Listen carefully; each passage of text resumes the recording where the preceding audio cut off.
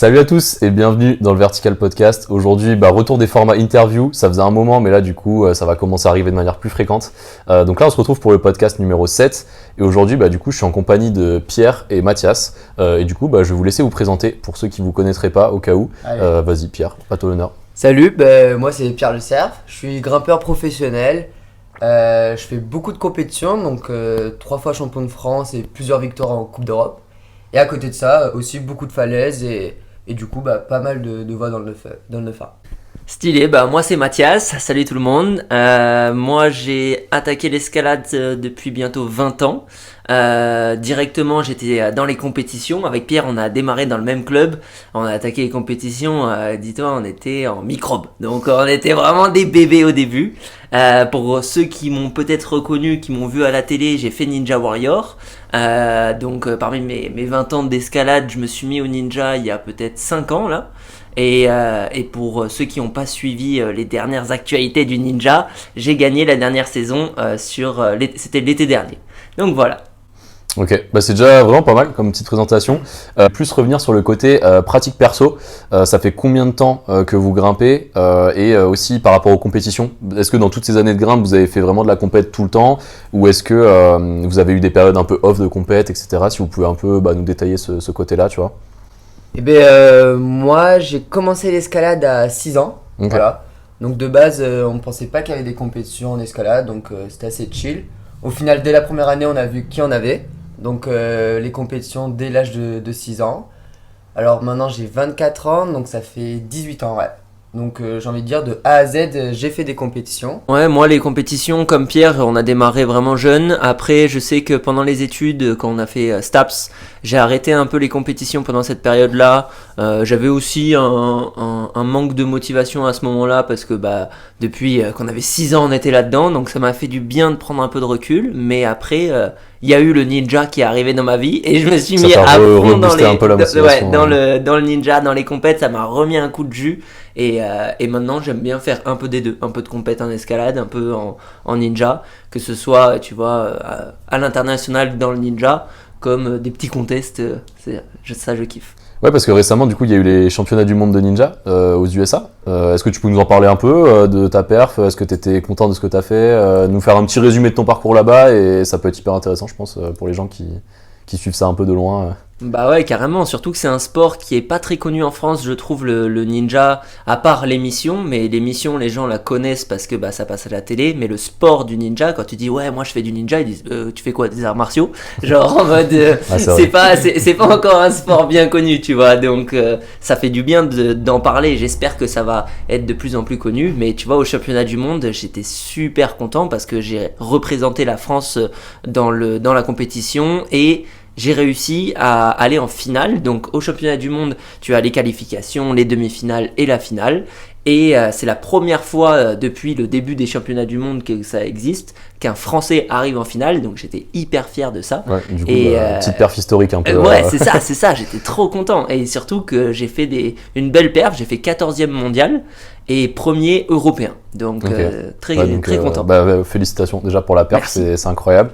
Et toi Pierre, du coup plus pour le côté grimpe en XT, est-ce que tu as eu une phase bloc XT, une phase falaise, enfin comment tu as géré un peu ta pratique en extérieur depuis toutes tes années de grimpe? Ouais. Et est-ce que tu as une préférence soit pour la falaise, soit pour le bloc? Voilà, si tu peux un peu nous détailler tout ce qui est pratique XT on va dire. Au tout début, la falaise, j'aimais pas du tout quand j'étais jeune. Pour moi, le dimanche après-midi, c'était pour jouer à la DS. Hein.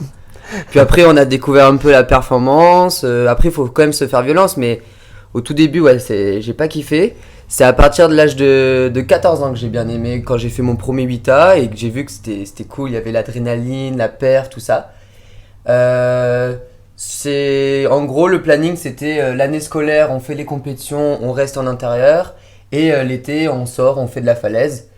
Donc voilà, à partir de 14 ans jusqu'à là, mes 24 ans, ça a été à peu près ça le planning. L'été, c'est pour décompresser et durant l'année, on fait les compétitions. Ça a été que de la falaise en diff, donc en bloc rarement, même si j'aime beaucoup ça. Et puis voilà.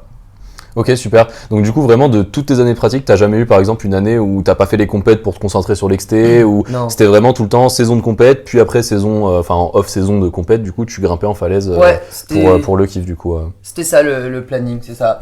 Bon, bah, c'est une petite blessure par-ci par-là, bien sûr. Ouais, tu vas adapter, bien sûr, Tu réduis le rythme.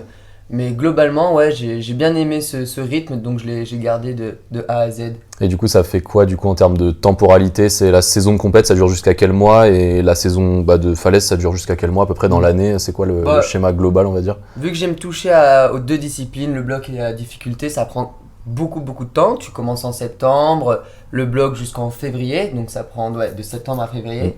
Et de février à juin, c'est la difficulté. Ok. Donc que le bloc marche ou pas, ou que la difficulté marche ou pas, ça se termine globalement en juin.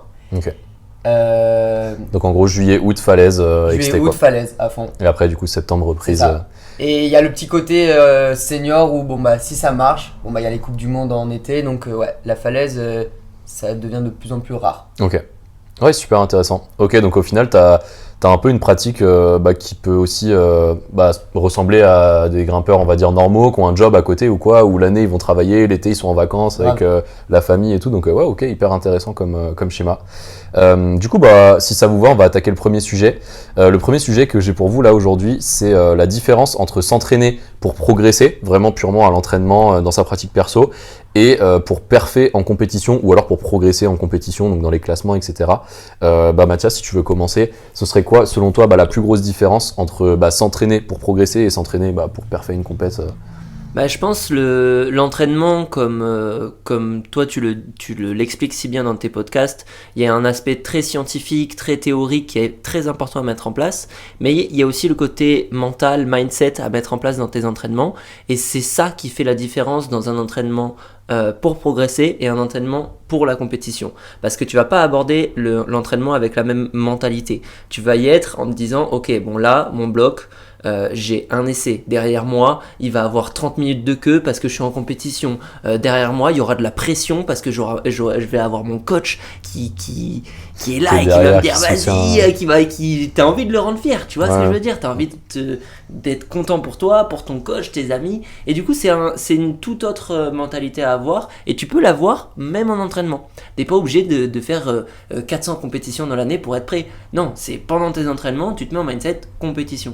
Et ça c'est différent parce qu'il y en a très peu qui font ça et qui arrivent à se mettre dans ce mindset en entraînement. C'est ça. Donc pour moi ce serait ça la grande différence, c'est réussir à te mettre dans cette énergie, dans ce mindset là de compétiteur. Ouais, donc d'avoir vraiment un aspect mental aux entraînements. Donc tu vas dire par exemple, je sais pas, tu dois faire 10 blocs dans ta séance, mais tu te rajoutes une contrainte mentale du style, je sais pas, par exemple, t'as que 2 essais par bloc, et entre tes 2 essais, t'as 15 minutes de repos par exemple. Comme ça, tu peux ressentir éventuellement cette frustration de je dois me mettre une zipette dans la dalle, je dois encore attendre 15 minutes que tout le monde passe. Exactement, comme ça t'es 2 fois plus focus. Les premières séances, elles sont hyper frustrantes parce que t'as zippé. Et tu te dis, en fait, là, je suis obligé d'attendre 15 minutes, mais t'as pas envie de faire cet entraînement-là, t'as pas envie. T'es en mode, vas-y, c'est trop chiant, tu vois. Mais après, tu vas te dire, ok, là, je ferai plus erreur de zipper. Mon pied, quand je vais le placer, je sais qu'il va rester en place, tu vois. Donc, c'est différent. Non mais ouais, carrément, c'est hyper intéressant. Et du coup, Pierre, si tu veux aussi répondre un peu à la question, parce que du coup, d'après ce que j'ai compris, t'as pas vraiment eu de phase où t'étais purement en entraînement pour progresser, parce que t'as toujours été en compétition en fait. Donc est-ce que t'as quand même un peu un avis sur la question de la diff entre s'entraîner pour progresser et perfer en compète du coup Ouais, en gros pour moi, s'entraîner pour progresser, ça prend juste la période des 2 heures ou 3 heures d'entraînement où t'es focus dessus. Alors que perfer en compétition, si c'est vraiment le cas et c'est que tu veux perfer, faut que ça touche les 24 heures de ta journée. Donc pour moi, c'est la différence entre l'entraînement et le quotidien. Faut que ça touche plus pour que ça touche à la compète. Après, si tu t'arrêtes à l'entraînement, tu peux perfer en compétition, mais tu vas perfer une fois sur 3, une fois sur 4. Alors que si tu touches le global, le quotidien, l'hygiène de vie, tout ça, tout ce qui est compliqué, c'est vaste, là tu peux vas être plus constant. Tu penses qu'il y a une vraie différence de constance dans la perf entre... Parce que la question c'est perfer en compétition, donc c'est réussir la compétition, être fier de soi, et pour le cas c'est ça, toucher au quotidien. Ok, hyper intéressant. Et ce serait quoi selon toi un peu, même selon vous deux, un peu les 3 gros piliers de ces habitudes quotidiennes qu'il faut vraiment avoir pour être dans un mindset un peu où tu progresses en compète, ce serait quoi un peu selon toi les Bon, trois gros piliers Pour moi, ouais, c'est une chaise. Il y a les 4 pieds. Et si t'en vires 2, tu tombes. Donc, ouais, comme tu dis, au moins 3 piliers. Bah, forcément, il y a l'entraînement. C'est la base. Logique, Tu t'entraînes pas. Tu t'entraînes pas. Tu t'entraînes pas, tu progresses pas, logique. Non, c'est vrai. Puis après, il y a la vie sociale. Enfin, si t'es renfermé tout seul et tout, ça peut marcher sur une période courte. Mais sur le long terme, tu craques, tu vis pas en fait. Ok. Donc, ouais, avoir une vie à côté. Un équilibre vie grimpe et vie Copine, sociale. copain, quoi. famille, un minimum. Ouais. Et après, l'autre pilier, je sais pas si on peut appeler ça un pilier, c'est l'hygiène de vie, mais qui, voilà quoi, c'est un tronc d'arbre qui a énormément de branches. Ok.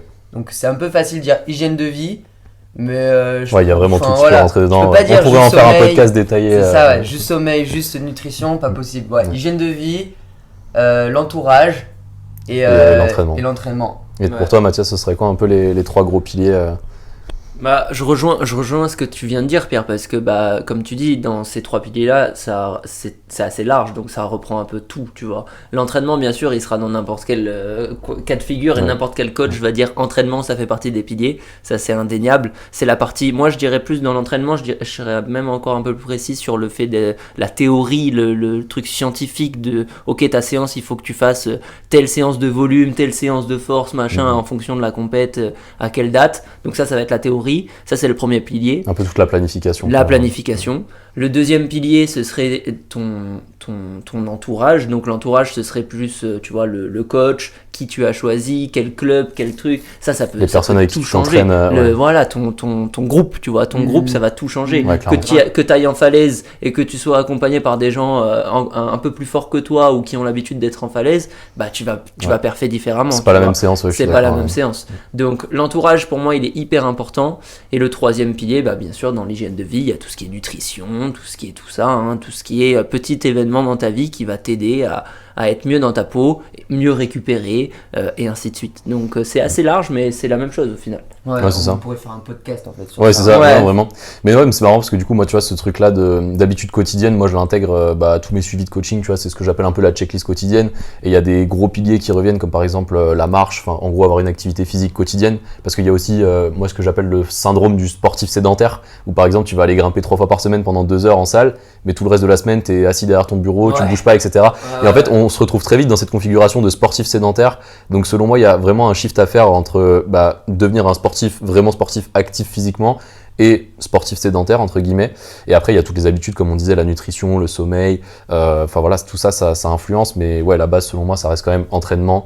Et après bah ouais, c'est clair que l'entourage c'est indéniable. Tu fais pas la même séance quand t'es avec 3 potes qui sont un tout petit peu plus forts que toi, qui te poussent vers le haut, que quand t'es en salle tout seul avec même pas de plan de séance, tu vois, où t'arrives et tu te dis bon bah ok, je fais les blocs de la salle, je sais pas trop quoi faire, etc. Bah ouais, ça revient toujours au même truc. C'est comme un mec qui va prendre tous les bons conseils sur internet, parce qu'aujourd'hui on peut tout trouver comme conseil. Il faut trier bien sûr ce que tu peux trouver, mais un mec qui peut trouver les bons conseils sur internet et qui s'entraîne seul, ou un mec qui prend un coach et qui s'entraîne avec les conseils du coach, il va perfer différemment. C'est pareil avec les amis, tu vois. Donc c'est vraiment un bon pilier. Bah, c'est tellement vaste que ce qui est cool, c'est qu'il y a tellement de choses que chacun peut trouver son petit truc, pioche dans tout ce qu'il aime.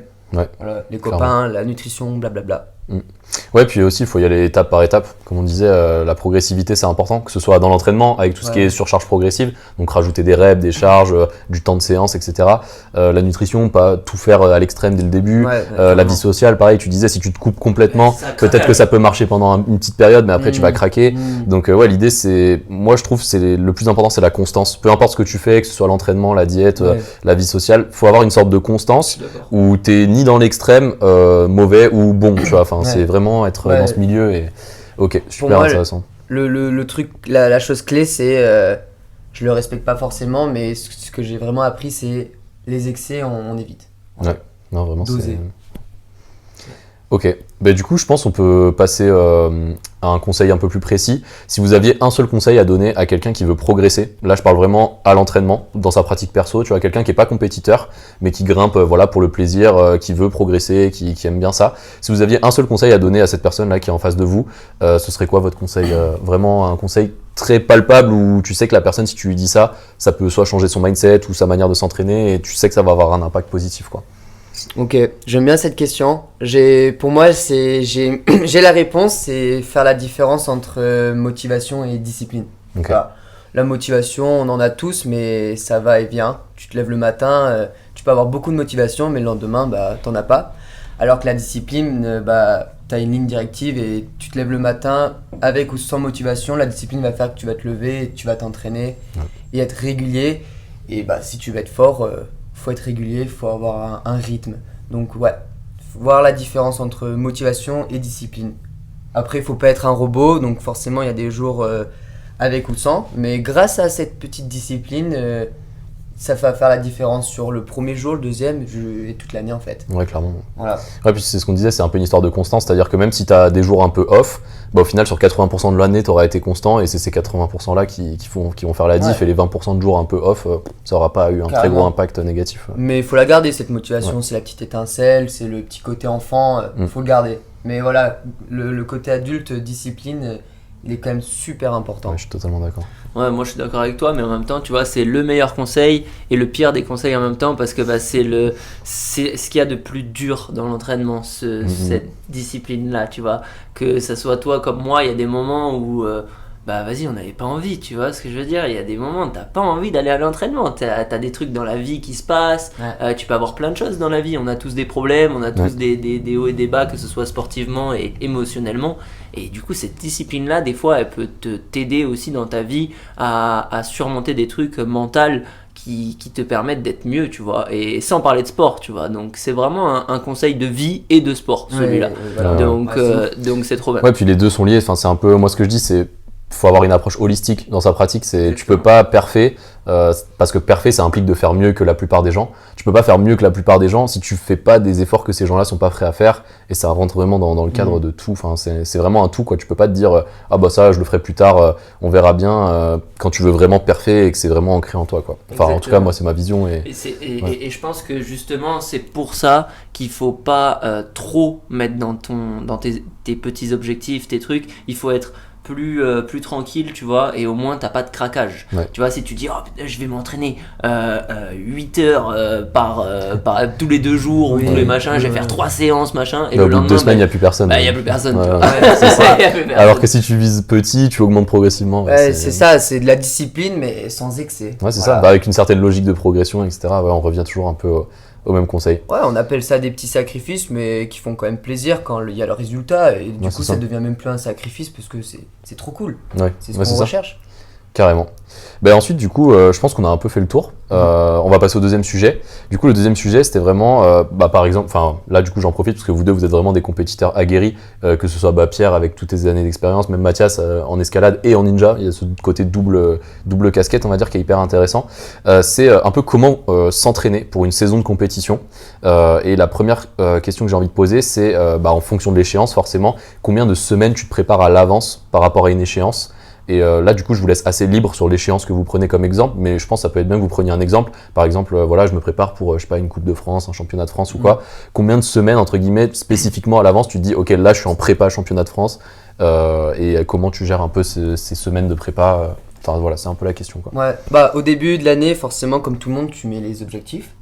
Donc là, on parle de compétition, donc les objectifs, ça peut être les championnats de France, mais des fois, quand tu marches bien l'année d'avant, bah, tu es déjà qualifié pour l'équipe de France, donc les championnats de France ne deviennent plus forcément les objectifs. Donc là, ça dépend, mais on va prendre les championnats de France en objectif. La saison de bloc commence en septembre, donc septembre, octobre, novembre, décembre, janvier, février, donc 6 mois. 6 mois de préparation. Au début, c'est assez chill, tu prends la température en septembre, tu mets en place du coup les entraînements avec l'entraîneur. Voilà, il y a toute une planification. Donc septembre, c'est prise de température. Puis après, forcément, faut attaquer. Et tout le reste de l'année, c'est dédié à... voilà quoi, enfin... Tu disais, du coup, septembre, tu prends un peu la température. Donc ça pourrait s'apparenter un peu ce qu'on pourrait dire un cycle de reprise où vraiment tu reprends la grimpe progressivement après la période d'arrêt. Carrément. Et ensuite, après, à partir d'octobre, tu commençais les choses sérieuses. Ouais, un peu, voilà, c'est ça. Pendant la prise de température, c'est tu fais les tests, tu vois les points faibles, les points forts. Donc les points faibles à améliorer, les points forts à conserver, voire à augmenter. Et ensuite, tu suis la trame qu'on fait souvent, en fait. Au tout début, c'est assez large, beaucoup de volume, on renforce tout. Ensuite, de plus en plus spécifique, parce que durant la saison, même si l'objectif, c'est février, il y a des compétitions. Des étapes intermédiaires. Voilà, Ouais. quoi, c'est ça. Donc, c'est pareil, tu prends la température, tu rectifies la chose. Et plus on avance, plus ça devient spécifique, et moins on s'entraîne en volume, et plus on augmente l'intensité. Et après, voilà quoi, j'ai envie de dire, la chose sérieuse, c'est un mois avant la compétition, où là, il y a beaucoup de discipline, un peu plus de sacrifices, des petits détails à changer, et voilà, j'ai envie de dire un mois avant. Ok, Parce que donc- sinon, tu tues un peu ton quotidien, un peu ta vie, et je trouve ça un peu trop excessif Ouais, de faire. peut-être que tu te mets trop de pression du coup parce que ça prend beaucoup plus Le de temps. quotidien. Ok, ouais. Ouais. Ouais, donc vraiment prépa spécifique 4 semaines avant une compète. Ok, super. Ouais, après, les un mois avant, c'est si t'as bien fait les 6 mois avant, Oui, tu c'est vois ça. ce que je veux dire. Genre, C'est clair. si, Oui, oui. C'est pas parce tu que t'entraînes pas pendant 5 mois Ouais. et tu reviens en 4 semaines, on est Il faut d'accord. pas retenir C'est que ça. le mois avant. C'est ok. ça. Mais vraiment, c'est prépa spécifique un mois avant la grosse échéance, quoi, si c'est une échéance importante. quoi. Exactement. Ok. Exactement. Moi, par expérience, pour la dernière compétition que j'ai faite où j'ai perfé donc les championnats du monde et l'émission Ninja Warrior que j'ai réussi à emporter, c'était beaucoup de discipline, beaucoup de sacrifices. C'est-à-dire que il y avait plus de soda, il y a énormément de choses dans la nutrition, la discipline sportive, et même, tu vois, moi, vu que j'ai la double casquette escalade et ninja, j'avais au bout d'un moment quasiment arrêté l'escalade pour rentrer dans l'entraînement spécifique qu'on avait dit pendant le 1 mois là avant. Même j'avais pas fait 1 mois, j'avais fait plutôt 3 mois avant où j'avais un peu stoppé l'escalade et j'avais fait plus que du ninja avec des montées de cordes, parce qu'en fait c'est tellement spécifique, tu vois, chaque compète, chaque truc, il faut t'adapter à ce qu'il va avoir. Et comme tu disais, avec les étapes intermédiaires, tu vois tes points forts et tes points faibles. Tu Ouais. sais que en pince tu vas être meilleur, en réglette tu vas être meilleur, en cordeau tu vas être meilleur, donc il va falloir savoir quoi travailler, tu vois. Donc Ouais. ça va être hyper important d'être à l'aise dans tous les points. Ouais, moi, le dernier point, là, je l'ai pas dit, mais j'ai beaucoup parlé du premier mois où il faut être focus pour planifier. Le dernier mois où là, t'es focus à grave spécifique, détail, tout ça. Et en fait, durant les 4 mois, oui, tout est planifié, mais je laisse beaucoup place au feeling. Ok. Pour justement se détendre un peu. Parce que sinon, tu restes tendu comme ça. Après, il y en a, ils aiment être tout planifié pour être détendu, mais je trouve que ça coupe beaucoup de la vie quotidienne, du coup. Mais du coup, quand tu dis que tu laisses beaucoup de place au feeling, c'est-à-dire que par exemple, tu vas quand même savoir si tu fais, je sais pas, un cycle de force, un cycle d'explosivité ou quoi, Oui. ou est-ce que tu te dis, ok, je m'entraîne un peu au feeling en mode, je sais que je dois faire 4 séances par semaine, je fais un peu ce que je veux pendant ces 4 séances, enfin, comment tu t'organises un peu par rapport à ça? On va dire il y a la grande route, donc ouais, cycle de force, tu fais de la force. Mais si un matin tu te lèves et que tu es fatigué, T'adaptes. voire même 2 matins, ce qui peut arriver dans la même semaine, ou voire 3, voilà, pour moi c'est ça l'excès, c'est de faire vraiment ce qu'il faut faire alors que tu es fatigué. Non, Ouais. respire un peu et fais ce que tu as envie peut-être. Ouais, c'est ce que j'appelle moi l'autorégulation, c'est-à-dire Exact. que tu vas commencer à, soit tu te réveilles le matin, déjà tu le sens que t'es pas en forme, ou même des fois, moi ce que je conseille de faire, c'est quand même faire son échauffement, parce que des fois ça va te réveiller le système nerveux, etc. Et en fait tu te rends compte que c'était juste un état de fatigue mentale et pas vraiment physique, donc tu peux quand même faire ta séance de force, parce que après ton échauffement tu vas être dedans, etc. Mais ouais, du coup, le fait que tu me mentionnes là, c'est hyper intéressant, parce que c'est des conseils très pratiques quoi, à appliquer, et ça peut faire la diff entre une bonne prépa et une mauvaise prépa. Quoi. Ouais. C'est ça, et je pense qu'on pourrait même faire un autre podcast sur le fait de quand tu te lèves, si t'es niveau motivation, niveau énergie, si niveau estime de soi est bas, enfin si voilà tout est bas, et ben il y a des clés pour que t'augmentes un tout petit peu sans que ça soit excessif et du coup attaquer ce que t'avais prévu et voilà. Ok. Moi je voulais aussi axer une question plus sur la durée des séances et le type de séance en général. Là tu vois je vais vraiment rester dans la période un peu l'entre-deux, tu vois, ni la période pré, là où il y a les tests, un peu tu disais le premier mois, ni la période un mois avant la compète, vraiment dans des cycles que moi j'appellerais des cycles de développement. C'est quoi un peu la structure de votre nombre de séances par semaine et est-ce que vous faites par exemple, je sais pas, beaucoup de séances juste de prépa physique, juste de grimpe ou de ninja, ce que moi j'appellerais de la prépa technique. Voilà un peu comment ça s'organise une semaine type dans un cycle de développement comme ça entre deux compètes on va dire. En fait, dis-toi, quand ça dépend le type de séance que tu vas mettre en place, c'est la grande route qu'on disait avec le cycle de force ou de machin, parce que ça va te recruter plus ou moins d'énergie en fonction du cycle. Mais si on reste assez théorique, moi je sais que je peux enchaîner, allez, peut-être deux séances, mais si j'enchaîne 3 séances qui sont assez intensives, après je sais que en termes de récupération, je vais plus avoir besoin que d'un seul jour de récupération, mais plutôt 2. Et du coup, là, ça va plus être très performant pour la suite, parce que je préfère avoir une seule séance de récup et après je puisse recommencer un peu d'entraînement que de faire un gros carré, genre 4 séances, allez, j'enchaîne 4 séances et après 3 jours de pause. Et après tu recommences. Non, ça marche pas, tu vois. Ouais. Vaut mieux bien organiser ton truc pour que t'aies 2 séances, une pause, Un 2 jour séances, un peu une off, pause, ouais. tu vois. Genre un truc où c'est un peu plus, comme on disait juste avant, un peu plus régulier, un peu plus discipline, où t'as un petit peu chaque jour, mais Plutôt que au des moins, gros blocs où t'es voilà. vraiment fracassé après et t'as besoin de 3 jours de récup. Moi, c'est plutôt mon approche. Ouais. Je préfère faire des plus petites séances, limite, moins intensives pour le corps, mais un peu tous les jours, tu vois, que de faire des gros blocs où tu démontes ton corps. Des fois, il faut démonter le corps et il faut lui dire, vas-y, va à la limite, tu vois.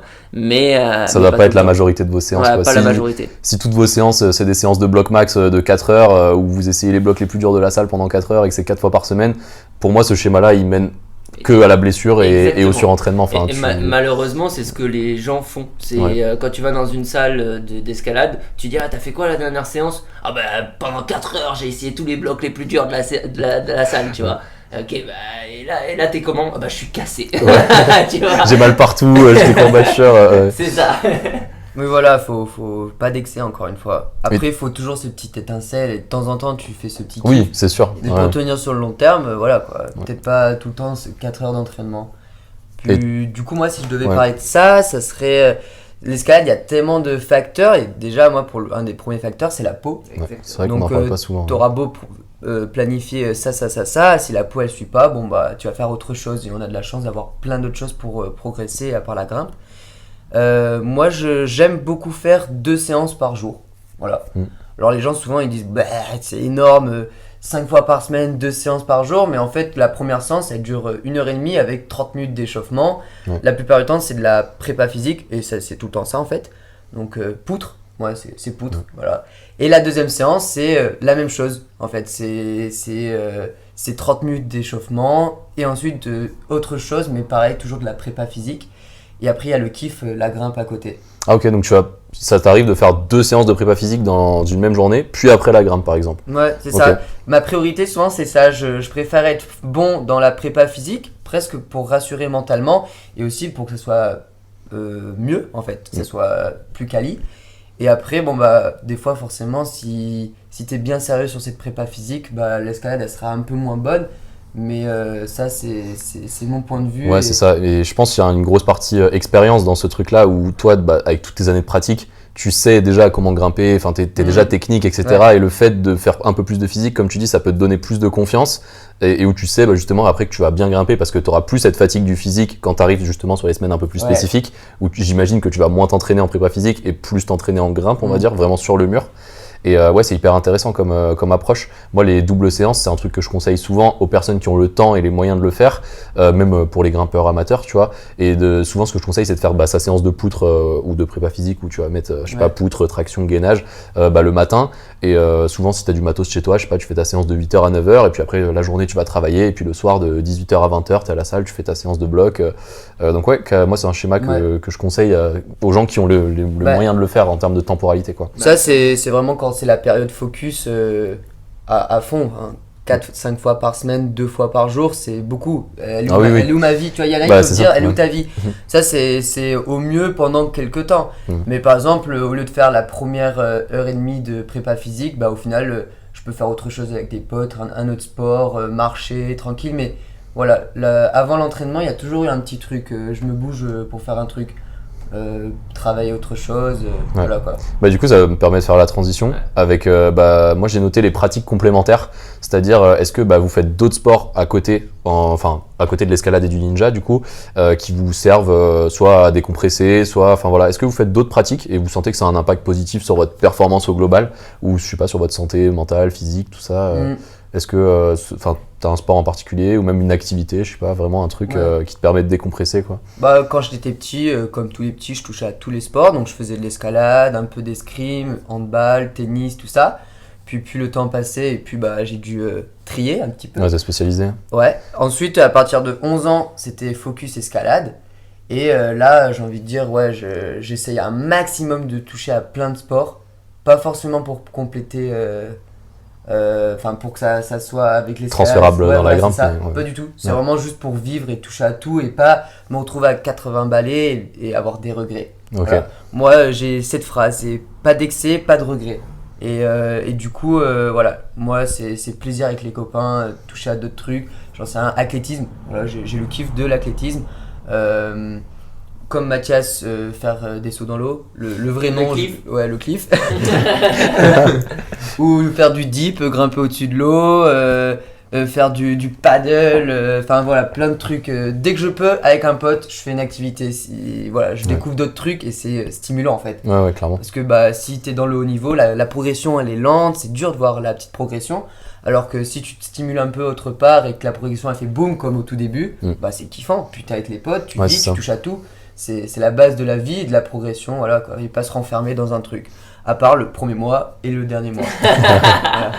Et toi, Mathias, ce serait quoi du coup, outre Ninja Escalade, est-ce que t'as un peu d'autres trucs Moi, je suis vraiment dans la même mentalité que Pierre pour tous les sports parce que, comme il disait, que ce soit en cliff, que ce soit dans des sports plus classiques comme l'athlétisme ou comme le tennis ou quoi que ce soit, c'est vraiment genre ultra important de te faire plaisir et justement de sortir de ce cadre de l'escalade de temps en temps pour te dire oh waouh, mais du coup je peux progresser de zéro dans un autre sport et profiter d'autres choses. Et même sans t'en rendre compte, au final, ces progressions que tu as eues dans un autre sport sont transférables dans l'escalade parce que c'est des trucs qui se passent dans ton cerveau mais inconsciemment. De manière cognitive un peu.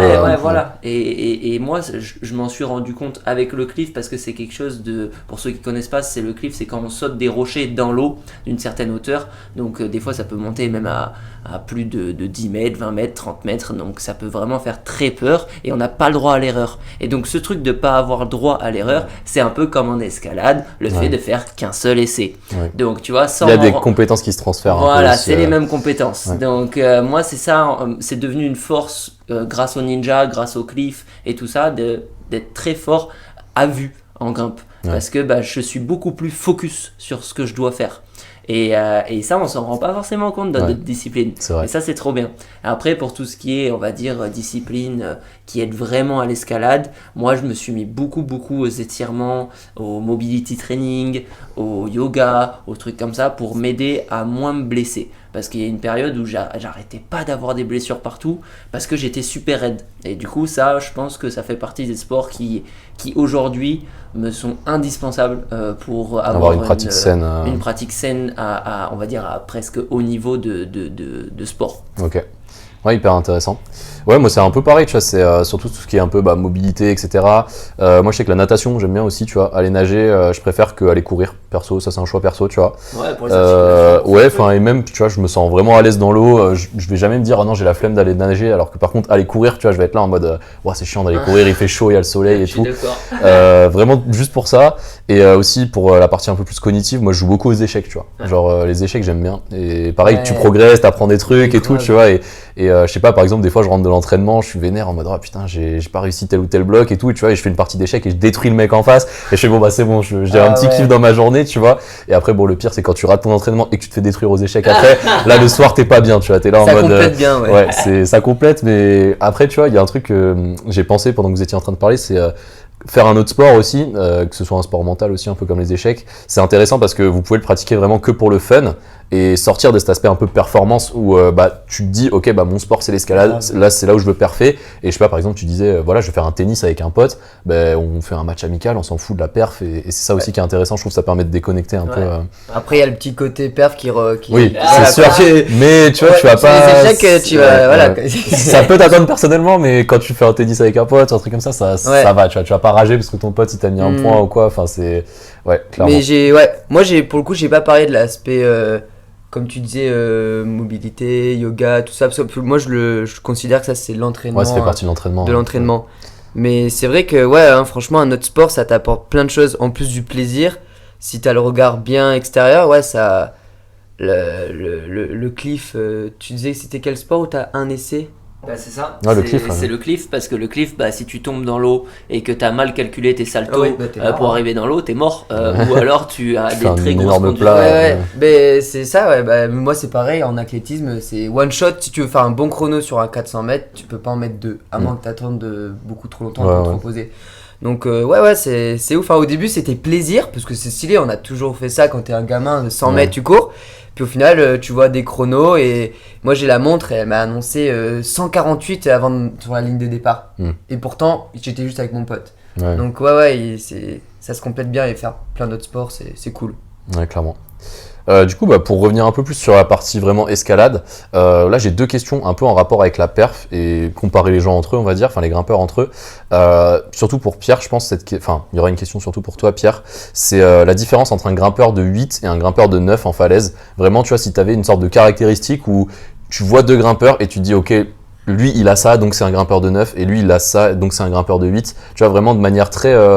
Pas préjugé, mais vraiment en mode il y a un truc qui fait la diff. Et ce serait quoi selon toi ce truc-là entre un grimpeur de 8 et un grimpeur de 9 en falaise Comme je l'ai dit là tout à l'heure, le côté entraînement, tu t'entraînes et le côté quotidien. Le grimpeur dans le 8, il va bien s'entraîner pendant les 3 heures, c'est très efficace. Donc oui, il va pouvoir faire du 8A, 8B, 8C, donc c'est cool. Mais le grimpeur dans le 9, pareil, pendant les 3 heures, il va bien s'entraîner, mais à côté de ça, il va prendre soin de lui, l'hygiène de vie, tout ça. Pas forcément comme un robot, hein, parce que c'est pas inatteignable, mais voilà quoi, un peu plus d'efforts, des petits détails, parce que pour faire un 9A, c'est des petits détails. Je pense aussi la différence entre un gars qui fait du 8 et du 9, c'est peut-être pas cool, mais le gars dans le 9, il sera peut-être un peu plus égoïste. Il va plus s'écouter, moins écouter les autres, plus penser à lui pour certains moments. Je dis pas tout le temps, donc pas d'excès, mais voilà. Ouais. Ok, genre vraiment, tu dis par exemple, là c'est sa séance de perf, il va être focus que sur lui-même. Ouais, ou viens, on va boire un verre. Bon, oui, un verre ça va, mais viens, on va sortir. Bon, peut-être pas cette fois-ci, parce que laisse-moi 2-3 semaines de préparation, je fais mon 9A, après on va fêter ça. Pour moi, c'est ça la petite différence. Tu peux faire les deux. Mais encore une fois, tu peux faire un 9A, mais si tu veux en faire 10, faut suivre cette petite trame d'après moi. Okay. Ouais, mais moi je suis d'accord avec toi parce que. Rien à dire. Moi je suis d'accord avec toi parce que cette discipline-là, elle est hyper dure et c'est une discipline que peu de gens peuvent comprendre parce que tu l'as compris si un jour tu as été sportif de haut niveau. Et ça, c'est très très rare quand même d'atteindre ce stade et autant de sacrifices. Comme là, t'as dit, je vais pas sortir ce soir, je suis désolé les gars, parce que demain je dois m'entraîner. Et même si c'est juste, même si t'as pas d'entraînement le lendemain, c'est juste pour ton repos corporel, tu vois. Donc c'est vraiment dur de mettre ça en place, je trouve.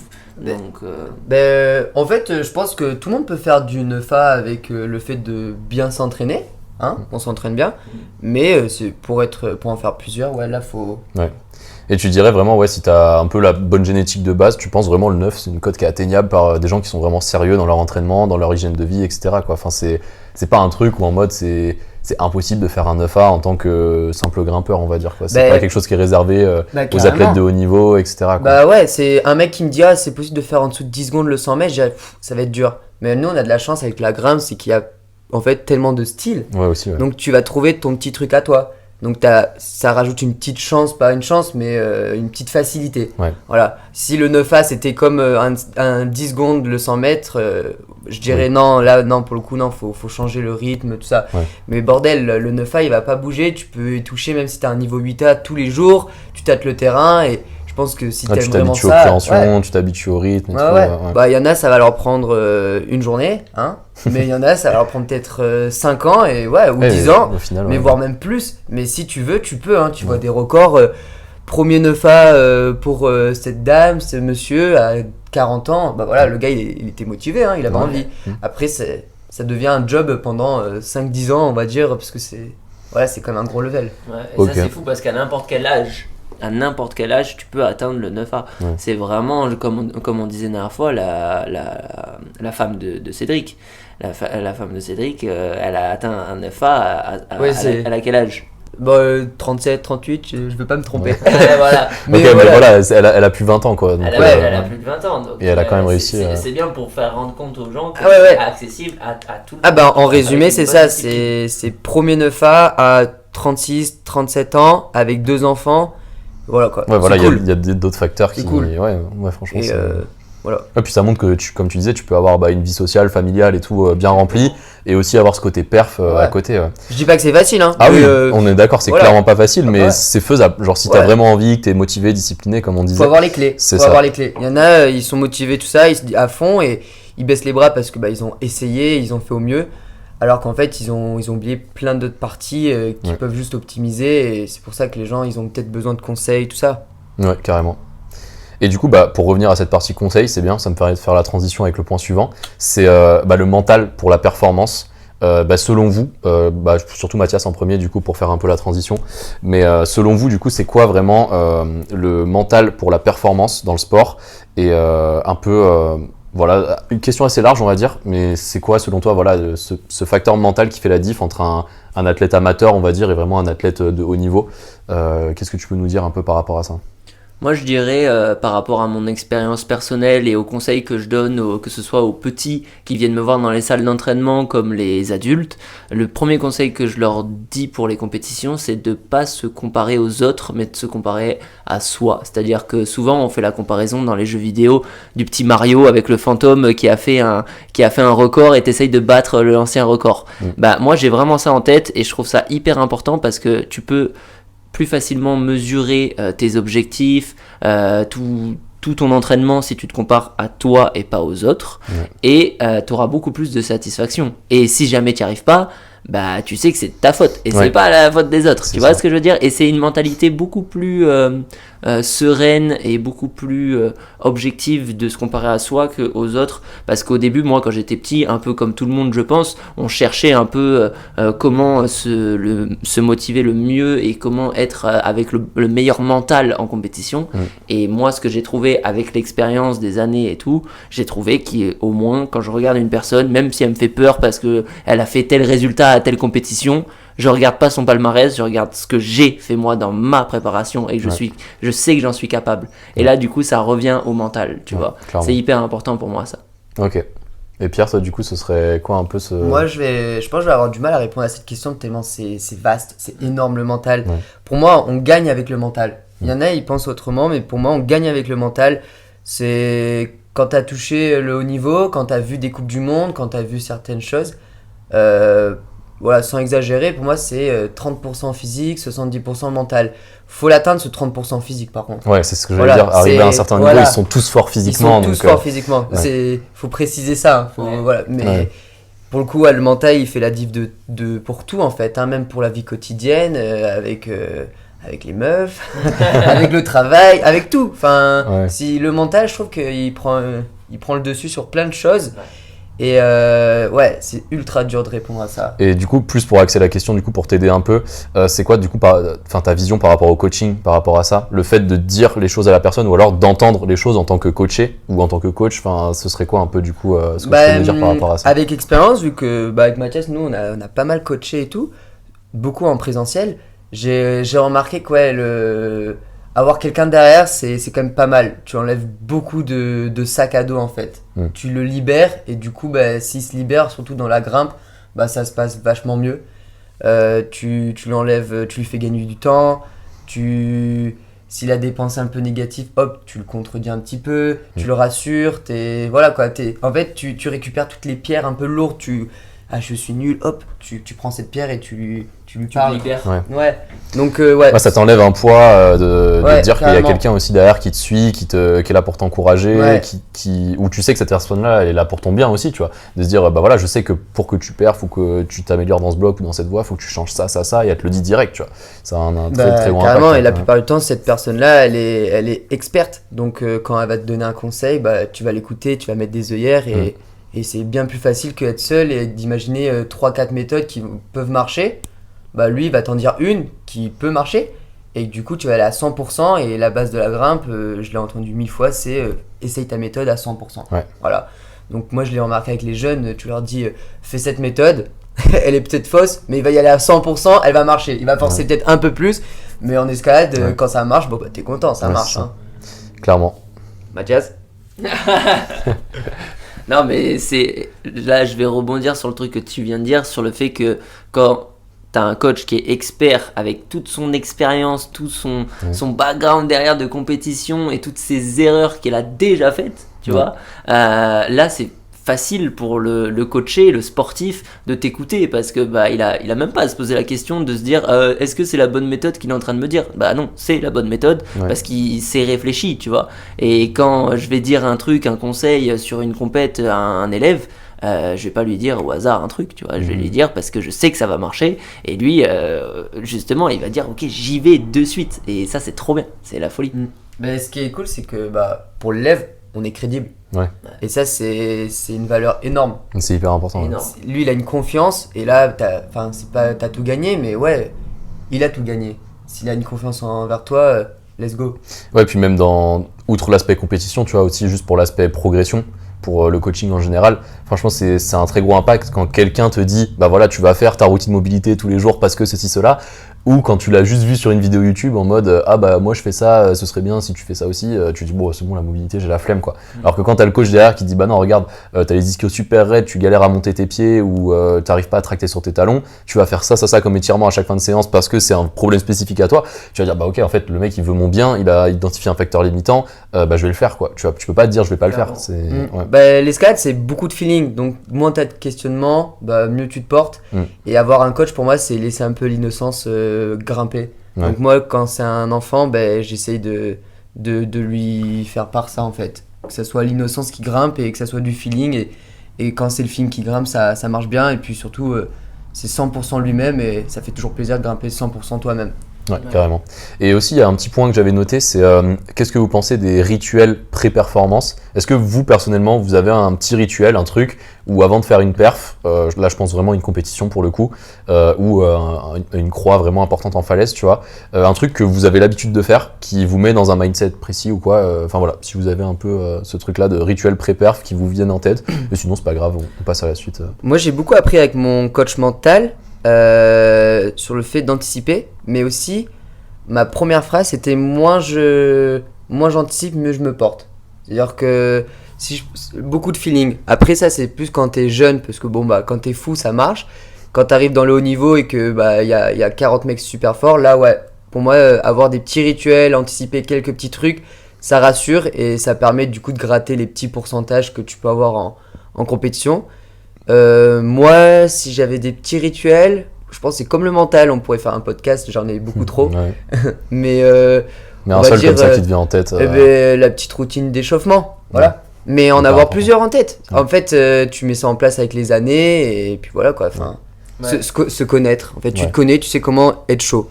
Du coup, ça revient à ce qu'on disait tout à l'heure, un peu l'autorégulation, d'avoir un échauffement assez précis où tu sais que tu vas être chaud pour ce que tu dois faire et tu connais ton niveau de forme aussi, quoi.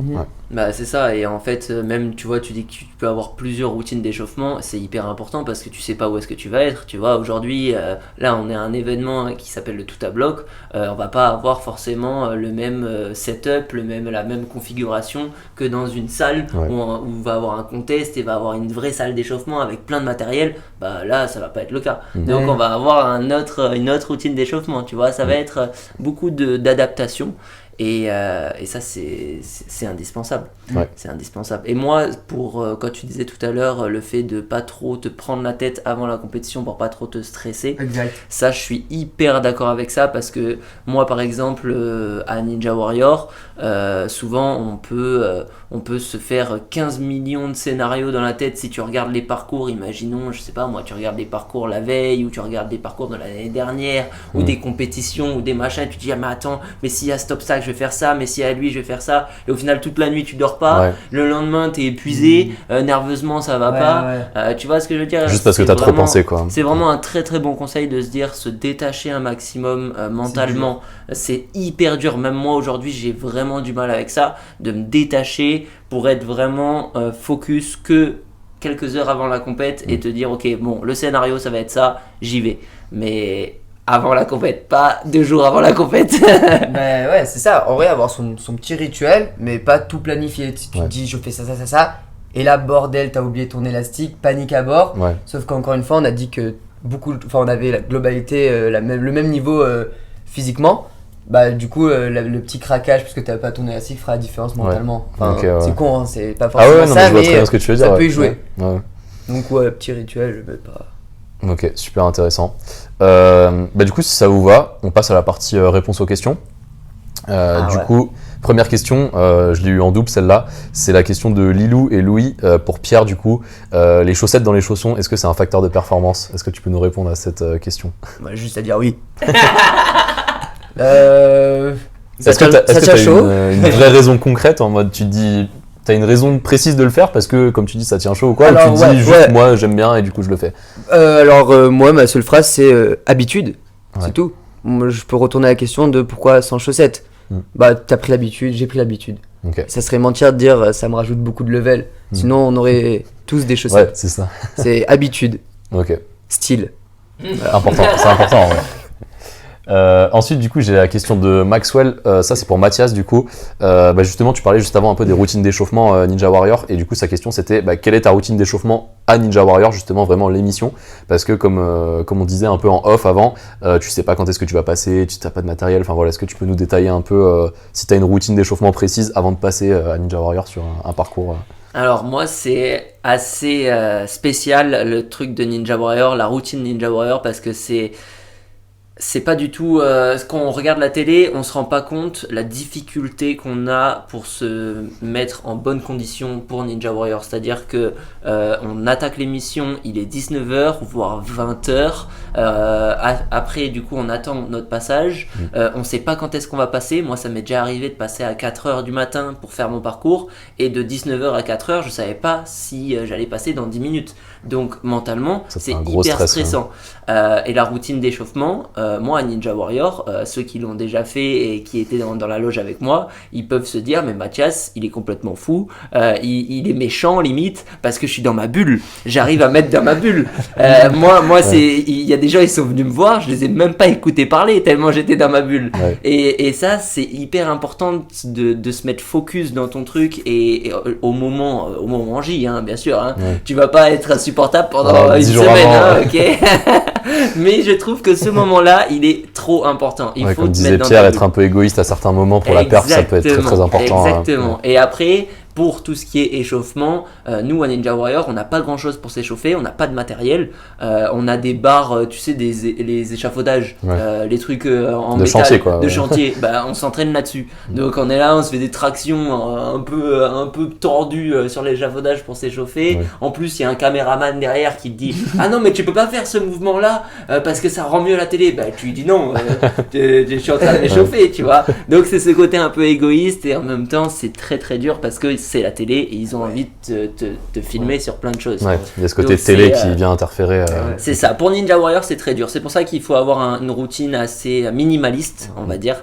Moi j'ai mon élastique, j'ai ma veste pour que mon corps soit bien chaud et que j'enlève la veste au dernier moment pour que je sois vraiment pas de perte de chaleur et d'énergie, que ce soit mentalement et physiquement je me sens mieux comme ça. Je sais que j'ai même des petites routines pour mes tendons au niveau des coudes, parce que souvent en Ninja Warrior on a énormément de décharge sur les mouvements au niveau des épaules et des coudes. Donc je me mets souvent des coudières par exemple pour réchauffer encore plus mes tendons pour qu'ils soient bien prêts. J'ai plein de petits tips comme ça que je me mets en place et qui me permettent d'être solide au moment, quoi. Ok, hyper intéressant. Ouais. Du coup, question suivante. Ça, c'est une question un peu plus globale. C'est la question de Sam qui nous demande à tous les trois la meilleure façon d'aborder une nouvelle cotation ou de passer des étapes dans la progression. Pierre, si tu veux répondre en premier, ce serait quoi selon toi la meilleure façon d'aborder une nouvelle cotation? Je prends un exemple très concret pour resserrer un peu la question. Imaginons tu es un grimpeur de 8B en falaise, après travail, tu veux passer au 8C après travail. Comment tu t'y prendrais de manière assez concrète en termes de, je sais pas, par exemple, nombre de séances dans ton projet? Enfin voilà, c'est un peu pour axer plus la question. Mais... Si c'est perso, moi j'aime bien me rassurer. Donc si je fais 8B et que je vais faire 8C, je vais faire plein d'autres 8B. Voilà. J'attends d'avoir aussi une marge physique en fait dans le 8B pour après aller dans le 8C. C'est souvent ça que j'ai fait, c'est pas forcément la meilleure des idées. Parce que y en a, ils ont fait leur premier 8B ou ils en font 2, 3 et après ils vont dans un 8C. Mais moi, la petite peur que j'ai, c'est de pas bouger et de me décourager super vite. Ok. Le risque, en fait, de sauter l'étape de 8B, 8C ou voilà, n'importe quelle cotation, c'est d'être dégoûté, de se dire ultra C'est dur. trop dur. Alors qu'en fait, c'est des mini détails, une mini progression, mais il faut être un petit peu patient. Des fois, c'est un tout petit peu, hein. Mais voilà quoi, être à l'aise dans son niveau pour hop là. Ok. Et puis en fait, à tout moment, t'es tellement à l'aise dans le 8B que tu fais ton premier 8C et en fait, tu sautes l'étape, en fait, tu fais ton premier 8C plus super vite. Ok, ouais. Au pire, si t'as été trop patient, c'est tout bénef pour la suite. Alors si t'as été trop vite, tu peux être découragé et pour la vie quotidienne, t'es déprimé et fait chier. Ok. Ouais, donc ce serait vraiment construire une base solide dans la cotation où t'es déjà, avant de se dire, ok, là, je suis prêt pour passer à la suite, quoi. Ouais, grave. Ok. Ouais, c'est ma vision. Je pense que c'est bien. Toi, Mathias, tu dirais Après, quoi faut pas être par- lent, hein. Faut ouais. oser. Ouais, bien sûr. Ouais, moi je suis complètement d'accord avec toi sur le fait de se rassurer avec une cotation dans laquelle tu es capable de perfer. Mais si tu veux essayer plus dur, comme je dis souvent en bloc, souvent les gens avec les couleurs, tu sais, dans les salles d'escalade, tu as le bleu, le rouge, le machin. Imaginons t'es dans le bleu et juste au-dessus c'est le rouge. Souvent les gens vont même pas toucher le rouge parce qu'ils ont peur, tu vois, ils ont peur de tomber. Et moi je leur dis mais il faut pas que tu aies cette peur de l'échec. L'échec est normal, tu vois. Et moi j'ai cette vision de dire que l'échec est normal parce que j'adore moi prendre des échecs et me dire ok là je suis tombé, pourquoi voilà, ça c'est hyper important et moi je veux que les gens se mettent en échec dans du rouge alors qu'ils sont dans du bleu, mais aussi être dans l'idée de Pierre de se rassurer dans le bleu. Il faut les deux côtés, mais il faut vraiment rationaliser l'échec, tu vois. Ouais, faut faire la différence entre peur et faut être assez aussi être lucide en fait. Ouais. C'est trop dur, faut être patient. Qu'est-ce qui me manque Mais pour, c'est sûr que si le frein c'est la peur, mais c'est dur de faire la différence entre les deux. Faut voilà. Moi, tu vois, pour répondre à la question de Sam, du coup, je dirais que dans un premier temps, c'est ce qu'on disait au début, c'est prendre la température. Par exemple, pendant le mois de septembre, là, pour les compétitions, c'est ok, par exemple, j'ai fait mon premier 8B pour passer au 8C. Je vais faire par exemple mes tests physiques et je vais dire, ok, voilà, mes métriques à un moment, c'est ça. Pour aller dans le 8C, je sais que je vais avoir besoin de plus. Forcément, tu vois, c'est linéaire. Et du coup, tu te dis, ok, comment je peux faire pour faire plus en termes de progression sur le physique, etc. Tout en ayant ce côté aussi un peu mental de ok, je vais quand même aller dans mon projet, comme tu disais, pour voir les moves, etc. Donc faire vraiment du spécifique. Ouais. Mais je vais aussi faire du volume dans la cotation où je suis à l'aise pour confirmer vraiment cette cote, prendre confiance, etc. Donc je pense que c'est vraiment un tout, mais il y a une grosse part d'évaluation à faire et de se dire, ok, est-ce que concrètement c'est capable est-ce que concrètement on en est capable? Et ça, pour le coup, avoir un coach, c'est vraiment bien pour ça. Parce que je dis quelque chose au pif, imaginons que vous avez mis 6 mois pour passer du 7A au 7B, vous savez que vous allez mettre plus que 6 mois pour passer du 7B au 7C. C'est tout bête, mais à part s'il y a un gros chiffre mental qui se passe, ou votre environnement qui change ou quoi, mais s'il n'y a pas de gros changements intrinsèques, vous savez que pour passer à l'étape d'après, ça va vous prendre plus de temps qu'à l'étape d'avant. Donc il y a aussi ça aussi à prendre en compte, et il faut être réaliste par rapport à ses objectifs.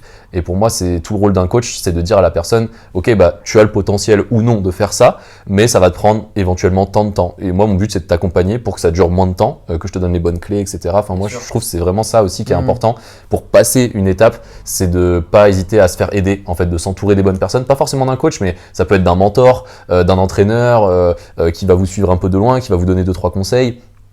Mais voilà, vraiment avoir quelqu'un qui vous accompagne et qui est un peu aussi impliqué dans ce process-là, je pense que ça aide vraiment, même si c'est quelqu'un de votre famille. Ouais, ça, vous complétez bien. Toi, t'étais plus axé sur la peur mentale, tout ça. Ouais. Toi, t'as beaucoup parlé de l'aspect physique. Je pense que tu fais la part des choses et. Ouais, je pense que tout est lié en soi. Si t'as le physique et que t'as pas le mental, ça marchera pas. Si t'as le mental et t'as pas le physique, ça marchera pas non plus.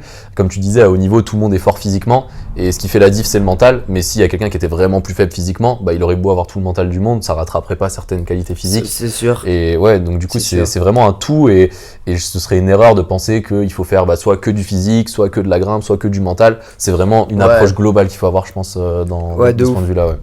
Carrément. Ok. Question suivante, du coup. Du coup, c'est la question de Jules. Et la question, c'est comment gérer une blessure. Et là, je pense qu'on peut rester assez vague sur la question. Comment gérer une blessure assez rapidement, ton point de vue. Toi, personnellement, tu fais quoi? Là, maintenant, tout de suite, tu te rends compte que tu as une blessure.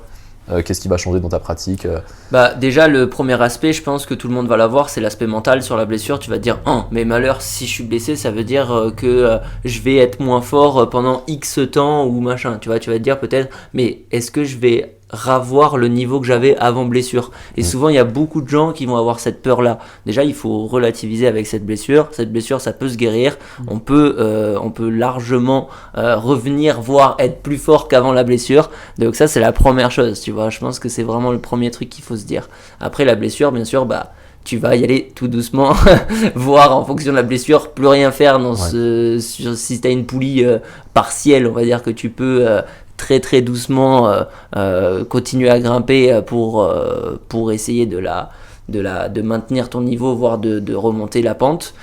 Si tu as une poulie totale, c'est pas pareil. C'est pas la même, tu vois. Et ouais, voilà, dans le cas d'une blessure en général, tu vois, c'est cette étape de progressivité qui est vraiment importante. Très très importante à mon avis, et surtout d'être accompagné, parce que quand tu as une blessure, le faire tout seul c'est quand même assez dur, je trouve, parce que tu as énormément de conseils qui vont être nocifs, et surtout des conseils qui vont pas être adaptés à toi. Ouais. Donc il va falloir vraiment que tu sois accompagné par un coach spécialisé, un kiné, peu importe, il va falloir que tu demandes vraiment à des bonnes personnes. Ouais.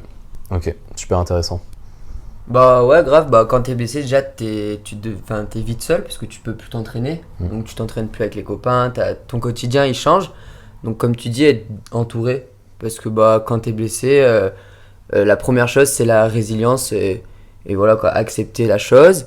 Puis après, c'est comme du training, hein. Si t'es vraiment focus, planning, tu fais une planif. Parce que une blessure ça guérit, et après si tu guéris de la meilleure des façons, comme il dit Mathias, tu reviens plus fort. Tu peux ressortir plus fort parce que tu travailles du coup d'autres points, c'est grave intéressant. Et voilà quoi, franchement une blessure, selon la blessure, hein, des fois c'est pas cool, des fois c'est à vie, mais ça peut être un petit cadeau, tu touches à d'autres choses. Tu te blesses le bas du corps, tu vas travailler le haut du corps, tu vas travailler, j'en sais, ou si tu blesses le haut du corps et du coup no grimpe, fini, tu vas travailler le mental, tu vas toucher à d'autres choses. C'est une sorte de petite liberté aussi. C'est bête, mais voilà, faut trouver aussi le positif dans le négatif. Exactement. Voilà, parce que sinon tu te tires une balle. Si on te dit 3 mois, c'est beaucoup. Qu'est-ce que je vais faire pendant 3 mois hyper important. Et tu vois, moi je dirais vraiment cette étape d'être bien entouré, c'est super important, surtout pour la partie diagnostic, on va dire, d'être sûr de ce qu'on a. Ça peut être très vite compliqué de confondre, je sais pas, une ténosynovite avec une poulie partielle, etc. Et c'est pas du tout le même protocole de rééducation. Donc vraiment, je dirais, étape numéro 1 pour moi, ce serait avoir un bon diagnostic, et ça peut être très vite très compliqué. Moi, je sais que, par exemple, je m'étais fissuré le talon, tu vois, sur une mauvaise chute. Le temps que je fasse mon IRM, parce que tu sais, j'avais pris rendez-vous pour un IRM, en fait, j'avais déjà fini ma rééduque parce qu'il y avait 2 mois de délai pour avoir l'IRM. Donc, en fait, je me suis dit, ok, c'est une fracture, il n'y a pas de déplacement osseux, l'os, il va se réparer, je connais un peu la natte, je connais un peu l'anatomie, etc. Voilà, je fais ma rééduque moi-même, et en fait, je suis arrivé à l'IRM, ils m'ont dit, ok, c'est bon, ta blessure, elle est guérie, tu vois. Alors que si j'avais attendu, c'est le conseil que tu disais, d'y aller étape par étape et d'être vraiment actif par rapport à la blessure, c'est que même si c'est une blessure qui est assez grave, comme je sais pas, par exemple les ligaments croisés, souvent ça va être même 2-3 semaines après l'opération, vous pouvez déjà commencer à remobiliser votre genou et commencer votre rééducation et être vraiment très très progressif sur la charge. Et ça, pour le coup, c'est ce que tu disais, Mathias, c'est être bien entouré, que ce soit par un coach qui s'y connaît, par un kiné qui est spécialisé dans la blessure que tu as eue, que tu demandes aussi à des gens qui ont déjà eu cette blessure là. Tu as des grimpeurs dans ton entourage, tu t'es déjà fait une poulie, qui t'es allé voir comme kiné, tu as fait quoi comme protocole de remise en charge. Voilà, il y a aussi une grosse partie expérience, je trouve, qui est hyper intéressante à aller acquérir, on va dire, en allant parler aux gens. Et ça peut être aussi en faisant ses recherches sur internet, voilà, tu vas tomber sur le blog d'un mec qui a une poulie, qui a tout documenté, et tu dis ok, en fait le mec il a suivi ça comme étape, lui il me dit qu'il est allé voir tel kiné, et pareil, les étapes se ressemblaient, et tu dis ok, si je fais un truc similaire ça peut marcher, quoi. C'est rassurant aussi, c'est rassurant dans le sens où tu dis lui il a eu la même chose que moi, et ça veut dire que lui maintenant il a guéri et même il est encore plus fort, moi aussi je vais l'être, ça. Tu vois, ça donc, te motive aussi, tu te dis motive. Ça va, c'est pas une si grosse fatalité, mais comme on disait, ça dépend aussi de la blessure. Il y a des trucs, si ça touche je sais pas, un tendon qui est complètement rupturé, tu dois être chirurgie, machin, ça peut prendre des mois, même des fois les croisés ça peut prendre 1 an, 2 ans, mais je pense que au global, sur le long terme, tu peux toujours revenir plus fort qu'avant.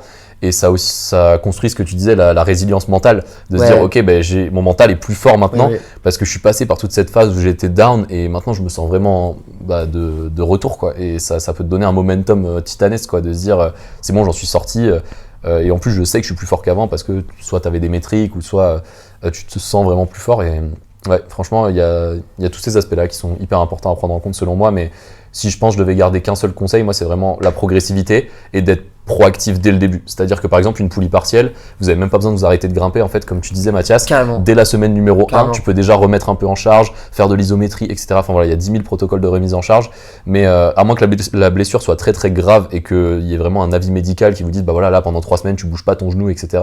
Je pense qu'il y a toujours du mouvement à mettre dans l'équation, et le mouvement ça amène la guérison. Ouais, je suis d'accord. Hein. Non, franchement, la blessure, ça peut être un podcast. Hein. Ouais, Parce clairement. que, Ah ouais. En fait, ça peut être un podcast parce qu'une blessure, c'est comme de l'entraînement. Ouais, c'est un peu le même processus de pensée en fait. Tu peux Ouais. t'intéresser au truc, à l'anatomie, Ouais, t'apprends c'est ça. d'autres choses, tu Ouais, touches ouais. à d'autres trucs. Ouais. Enfin, c'est...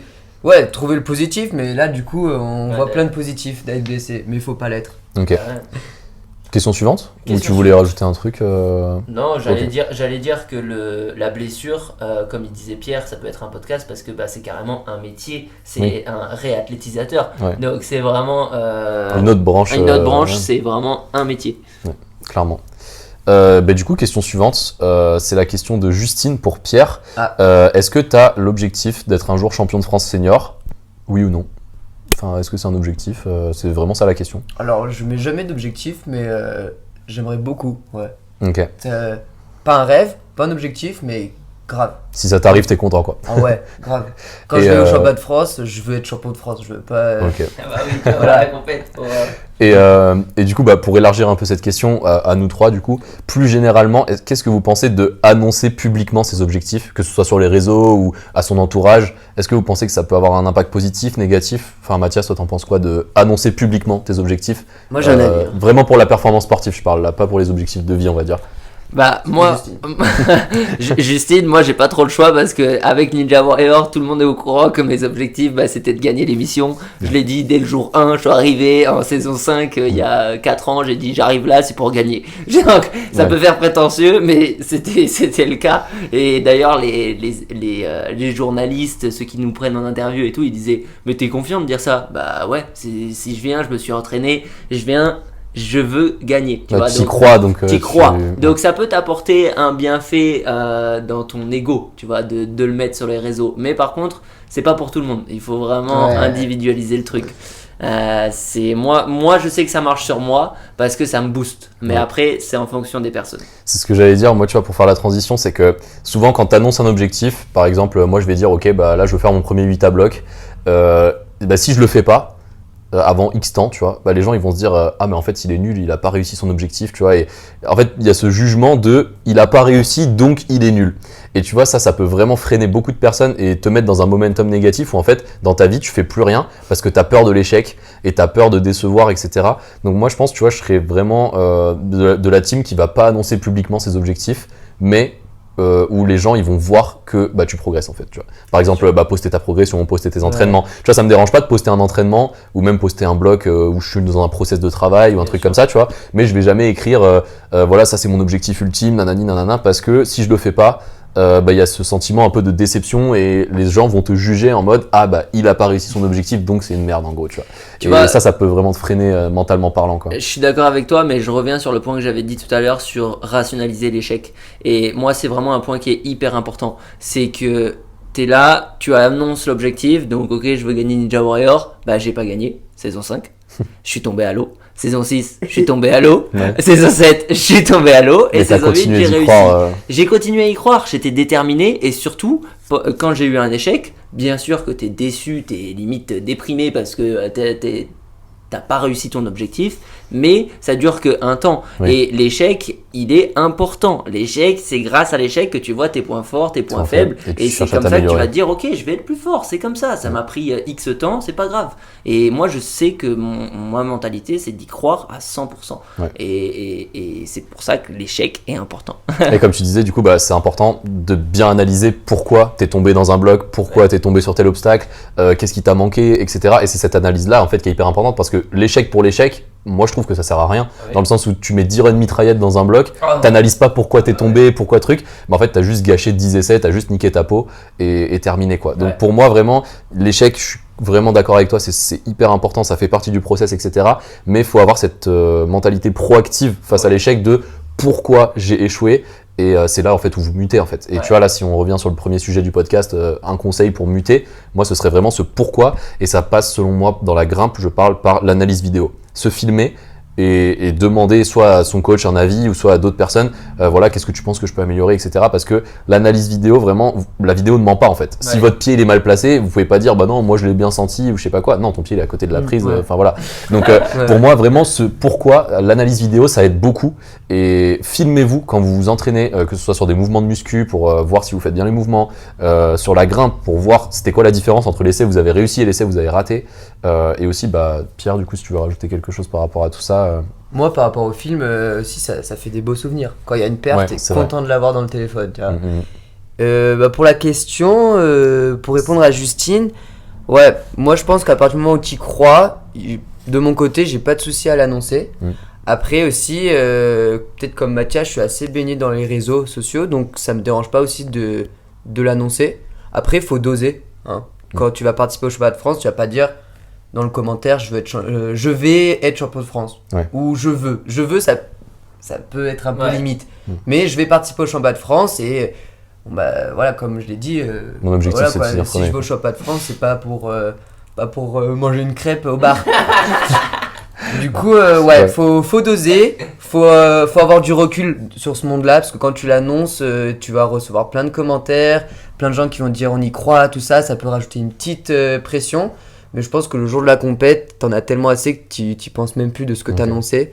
Donc, ouais, et puis en fait, les gens ils attendent ça, ils veulent savoir un peu. Ouais. Et du coup, ça leur fait plaisir de savoir. Et puis, s'il y a un échec, ils sont tellement bienveillants que ils vont être avec toi. Mm. Si tu tombes dans l'eau plusieurs fois, ils vont t'apprendre à nager peut-être.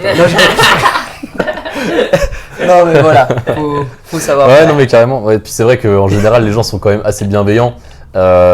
Mais enfin en public en tout cas, tu vois, après on voit pas tous les commentaires négatifs que les gens ils disent derrière et tout, mais au final c'est des trucs qui t'impactent pas. Enfin, faut pas y prêter attention et comme tu dis, ouais, c'est ceux qui faut se tirer vers le haut quoi. Bah ça t'impacte pas si tu le décides. Ouais, si tu prêtes pas attention, Il faut ouais. vraiment décider de dire ok, sur les réseaux il y a des côtés positifs et des côtés négatifs. On dégage le côté négatif. Les personnes qui jugent, on les veut pas. C'est dur. Et nous, on veut que du positif. Ouais, Mais c'est c'est ça. très dur, hein, c'est Ah, facile à dire.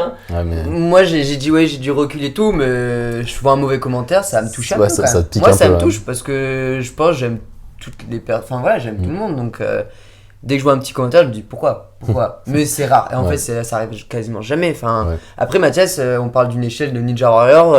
il y a des plus millions, de des millions, spectateurs des et millions, c'est hein. moins des grimpeurs aussi. Enfin, il y a peut-être Ah ouais, pas cette mentalité. Moi j'ai eu beaucoup de messages positifs comme négatifs et c'est pour ça que je te dis ça. Mais c'est vrai que dans la grimpe, on a la chance d'avoir une C'est- communauté très très bienveillante. Ouais. Ok, super intéressant. Du coup, question suivante. Ouais. Ok, question suivante, du coup, c'est une question de Lucie pour Mathias. Est-ce que tu as des conseils pour devenir fort en coordo? Donc en bloc, du coup. Bon, t'aurais pu, salut Lucie, t'aurais pu poser la question à Pierre aussi parce qu'en cordeau il est assez puissant. Hein. Donc nous en cordeau, quel conseil je pourrais faire? De débloquer ton cerveau, de débrancher le cerveau. C'est le meilleur conseil. C'est très dur parce que t'as souvent cette peur de la blessure, de te dire ok si je ratterris mal sur le tapis et tout. Donc là il va falloir faire un travail sur ta chute en premier. Il va falloir vraiment travailler tes réflexes de chute. Et une fois que ça c'est acquis, là tu peux t'envoyer comme jamais dans les blocs ou dans des mouvements. Moi c'est le seul conseil qui je pense est le plus efficace Palpable. pour les cordeaux parce que c'est vraiment un truc Un shift mental. ah ouais, c'est vraiment mental. Hein. Là, une cordeau, il y a énormément bien sûr de travail pour que tu arrives au bon endroit avec la bonne technique. Ça, c'est indéniable. Ouais.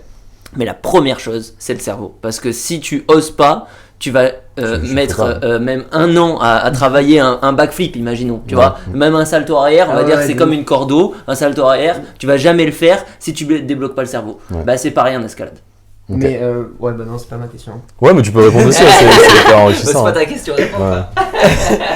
Ouais. Ouais, alors ouais, en fait, la réponse est la meilleure, parce que j'aurais pas dit mieux, j'aurais commencé par ça. Mais là, avec cette réponse, qu'est-ce qu'elle va faire à l'entraînement? Tu vois, c'est super dur de se dire, je vais débloquer mentalement. En fait, dans les salles d'escalade, surtout, il y a des cordeaux, mais il n'y en a pas des milliards non plus. Ouais. Voilà quoi. Et moi, mon petit conseil, ce serait je sais pas si ton niveau c'est bleu, bah hop, tu regardes en arrière et tu vas faire du vert et du jaune avec des prises en moins. Ouais, Voilà. ça c'est un truc que je dis Pour moi, souvent, c'est clairement la base pour travailler les cordeaux. Mais pour réussir du coup une jaune avec 5 prises en moins ou 2-3 prises en moins, bon bah là, on pose le cerveau. Faut être débile. Et Ah, l'exercice, puis- tu sais, main simultanée aussi, celui-là j'aime bien pour la cordeau. Ouais, c'est ça. Bah carrément. En fait, il y a toutes ces propositions, ces clés en main. Et Ouais, c'est puis ça cool, hein. s'apparente un peu à des drills techniques, ce truc de tu grimpes les deux mains en même temps, ou alors tu grimpes pas une main. Enfin voilà, ça te crée des patterns de mouvement où si tu montes pas tes hanches, bah en fait tu vas pas pouvoir monter la main et ouais, après tu le fais inconsciemment sur le mur. Donc ouais, Bah carrément. ouais, carrément. Et le déblocage, ça peut se faire accompagner. Ouais. J'ai beaucoup coaché des gens qui avaient du mal à faire des cordeaux. Et après, peut-être même une séance, hein, juste ça suffit, Ouais, bien ou sûr. voire plusieurs.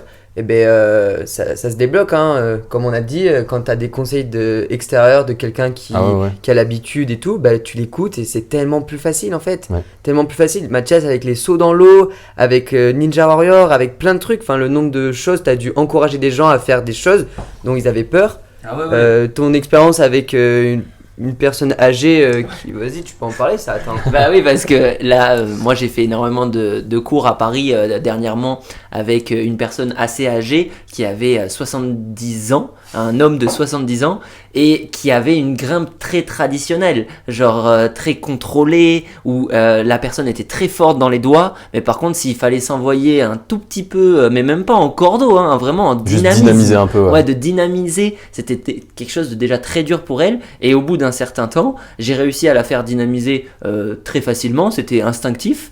Et après, on a essayé les cordeaux, les jeter, des jeter à 70 ans. Ouais. C'était incroyable. Ouais. Et du coup, quand il a réussi les jeter, j'étais en mode, mais waouh, on va à Ninja Warrior, c'est bon, on fait une vidéo. On crée une y catégorie va. senior Donc c'était trop bien, c'était trop bien. et ça stylé.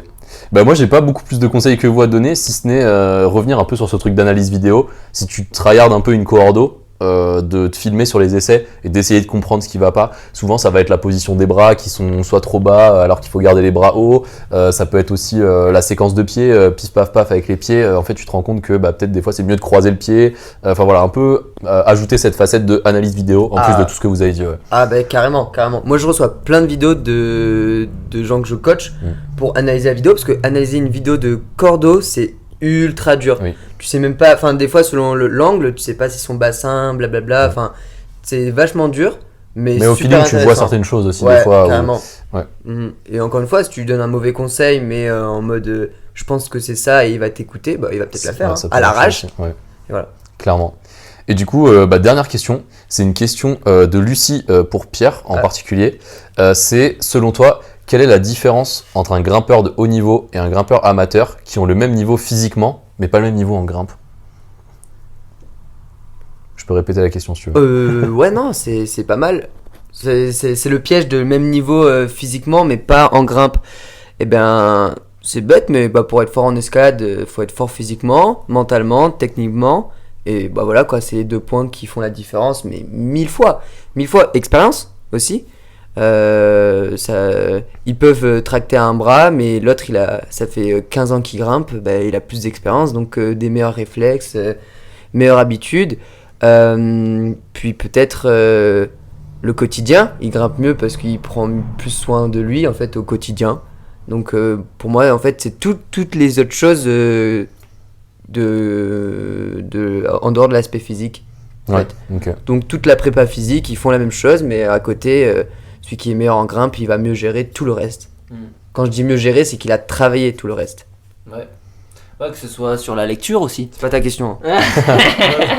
Non mais C'est pas ma question, on peut mais l'autoriser à répondre. Je sais qu'il y a pas mal de trucs. ah, vas-y, en vrai c'est hyper intéressant, tu vois, d'avoir le point de vue de tout le monde. Mais ouais, il y a la lecture, parce que, comme tu disais, c'est très très très très large. Donc même si t'es fort en lecture, en physique, les deux ont le même niveau de lecture et physique, bah il y en a un qui va être plus fort en grimpe parce qu'il sait mieux coordonner ses muscles dans le bloc grâce à son expérience, tu vois.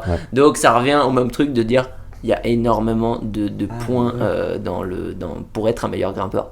Bah, non, mais surtout qu'en fait, l'escalade, c'est tellement un beau sport, parce qu'il y a tellement de facteurs, que les deux gars, ils peuvent tracter à un bras.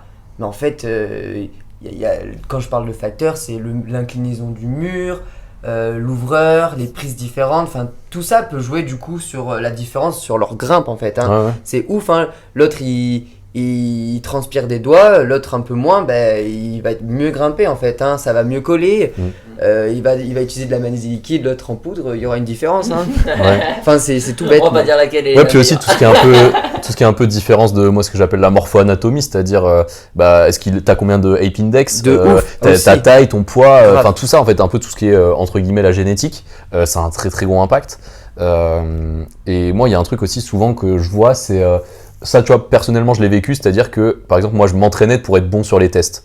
C'est-à-dire que je commence à grimper, je me mets à fond dans la prépa physique, je vois, ok, le test, c'est de faire 24 reps de 7-3, mais en fait, je m'entraînais pas à grimper, je m'entraînais à faire du 24 x 7-3, tu vois. Donc, tu deviens fort en 24 x 7-3, mais en fait, au final, dans la grimpe, j'arrive pas à l'exprimer parce que, je sais pas délayer sur un bac, je sais pas respirer, je sais pas rythmer. Enfin, là, tu vois, je prends l'exemple de la diff parce que c'est pas ma spécialité, mais je peux être très fort sur un test de rési métriquement parlant, mais sur le mur ça se ressent pas parce que comme tu dis, j'ai pas le mental, j'ai pas la technique de relâchement, nanana. Et aussi il y a ce truc pour moi plus pour la partie bloc de la force dans le mouvement. Et tu vois par exemple peut-être sur une réglette de 20 mm on va tirer la même chose, mais par contre dans une position où t'as l'épaule qui est pas dans l'axe, où tu dois vraiment tourner un peu le poignet, ce genre de truc en fait, ce qu'on pourrait appeler de la mobilité spécifique, comme tu dis les années d'expérience de grimpe et enfin même les années d'expérience tout court, hein, en fait tu vas le faire instinctivement et tu vas aussi être plus fort dans ces positions là, alors que par exemple si tu as l'habitude de tout le temps bloquer à 90 sur une barre, le jour où tu dois bloquer à 120 et en position inversée, tu vas être super faible, alors que quelqu'un qui grimpe et qui a déjà expérimenté toutes ces positions et tout, en fait musculairement parlant il est habitué à ces positions là. Enfin moi tu vois c'est vraiment les trucs qui me viennent en tête là comme ça. En fait pour résumer, je pense que le sportif de niveau il va s'adapter. Réajuster en fait, il va pas bloquer sur ce truc là comme tu disais, l'angle, tout ça dans la grimpe. C'était hyper complet. Tu veux rajouter un truc Mathias ou... Non, c'était trop bien, hein, franchement, merci pour ce podcast parce que c'était trop cool de pouvoir discuter de tout ça, d'échanger nos points de vue et merci pour vos questions. Grave, merci. C'était super cool de vous avoir sur le podcast. Je vais quand même faire la petite outro. Comme d'habitude, si le podcast vous a plu, si vous êtes sur YouTube, un pouce bleu, commentaire, l'abonnement. Si vous êtes sur les plateformes d'écoute, Spotify, Apple Podcast, laissez une review de 5 étoiles. Moi, ça me pousse personnellement et aussi avec les invités avec qui je suis à produire le contenu de meilleure qualité possible. N'hésitez pas aussi à aller checker un peu tous les liens en description, notamment je mettrai les liens vers votre projet Ascension du coup, qui est votre entreprise de coaching, si vous pouvez nous en dire un peu plus sur ça du coup. Carrément, c'est super gentil de nous introduire sur ce sujet-là. Donc l'Ascension, comme on peut voir sur le t-shirt de Pierre, donc là on a vraiment, on veut lancer un projet d'accompagnement personnalisé pour tout le monde. Donc c'est rendre le coaching et le niveau vraiment haut niveau à tout le monde, donc c'est-à-dire que c'est un accompagnement très premium avec que ce soit des retours vidéo comme on disait tout à l'heure, des lives, un côté humain très important parce qu'on adore ça avec Pierre, parce que on a cette expérience de présentiel qu'on veut transférer avec ce projet à distance. Donc on veut pas que la distance soit un frein au présentiel et justement que ça décuple ce côté présentiel avec énormément de visio, de rendez-vous, de plein de choses, et en fait on veut rendre le côté distanciel beaucoup plus puissant que le présentiel, et c'est des barrières qu'on a eu en présentiel, dans le sens où des fois tu peux pas te déplacer quelque part pour aller voir quelqu'un, tu peux pas parce que il est trop loin, il est dans une autre ville, un autre truc, forcément le distanciel ça casse cette barrière là, et en plus tu peux l'avoir 2 fois plus souvent. C'est ça. Donc toi tu l'as, nous on veut l'avoir aussi, ce côté distance, et ça décuple aussi vos performances, donc c'est ça qui est hyper important. Tu veux rajouter un truc Pierre? Pas forcément, mais oui, en fait avec l'ascension ça va permettre aussi à Mathias et moi de vous partager toute notre expérience durant toutes ces années, et que ça soit dans l'entraînement, que ça soit dans la mentalité, le mental, la nutrition, enfin l'hygiène de vie, tout ça en fait, c'est ça, et tout ça personnalisé à vous, donc ajusté à votre profil, voilà quoi, enfin vraiment on va prendre soin de tous les coachés. Ouais. Ça. Ouais, clairement. Non, mais ok, bah, super intéressant. Bah, moi, j'hésiterai pas du coup à mettre les liens à aller checker ça aussi, parce que ça m'intéresse aussi personnellement. Si vous avez des questions aussi, bah, ça se passe dans l'espace commentaire, que ce soit sur YouTube, sur Spotify aussi, je crois qu'il y a la fonctionnalité pour poser les questions. Et puis, bah, on se donne rendez-vous pour le prochain podcast. Là, il y a beaucoup d'interviews qui vont arriver, parce que du coup, début du mois d'août, il y a les JO de Paris, et en fait, il y a des événements sur Paris avec des marques d'équipement. Voilà, je vous en parlerai plus en détail plus tard. Mais il va y avoir pas mal d'interviews d'athlètes de haut niveau, un peu sous le même format qu'aujourd'hui. Donc ça va être vraiment trop cool. Et j'ai hâte du coup de vous partager tout ça. Et je vous dis à la prochaine pour un prochain podcast. Salut. Bon, merci bien. Salut.